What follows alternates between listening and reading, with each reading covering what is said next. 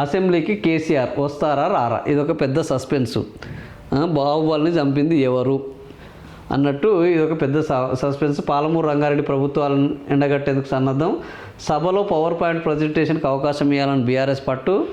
KRMB meetings minutes పెట్టేందుకు వివరాల సేకరణ. అసెంబ్లీ సమావేశాల్లోపై ప్రధానికి లేఖ రాసే యోచనలో కేసీఆర్. నేడో రేపు మహబూబ్నగర్ జిల్లా నేతలతో బీఆర్ఎస్ అధినేత సమావేశము. సో ఈయన కార్యాచరణకు సిద్ధమైనట్టు కనబడుతుంది ఈ వార్తను చూస్తుంటే మాత్రము. సో కృష్ణా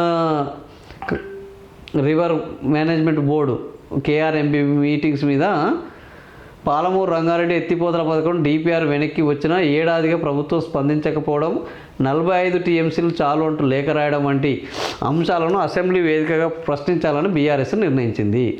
అసెంబ్లీ సమావేశాలకు రావాలని కేసీఆర్ను ఓవైపు అధికార పక్షాలు సవాలు విసురుతుండగా ధీటుగా ప్రతిస్పందించాలని బీఆర్ఎస్ భావిస్తుంది.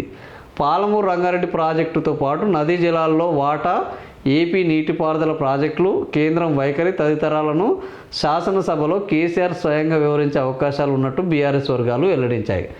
కృష్ణానది యాజమాన్య బోర్డు మీటింగ్ మినిట్స్ను సేకరించే పనిలో బీఆర్ఎస్ నిమగ్నమైంది.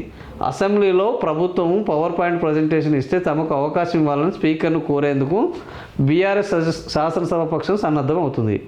మరోవైపు అసెంబ్లీ సమావేశాల్లోపై నదీ జలాల్లో తెలంగాణకు జరుగుతున్న అన్యాయంపై ప్రధాని నరేంద్ర మోడీకి బీఆర్ఎస్ అధినేత కేసీఆర్ లేఖ రాయనున్నారు. సంక్రాంతి తర్వాత తొలి బహిరంగ సభ ఈ పాలమూరు రంగారెడ్డి మీద పెట్టబోతున్నారు. ఓవరాల్గా పాలమూరు రంగారెడ్డి మీద యుద్ధానికి కేసీఆర్ సిద్ధమయ్యారు.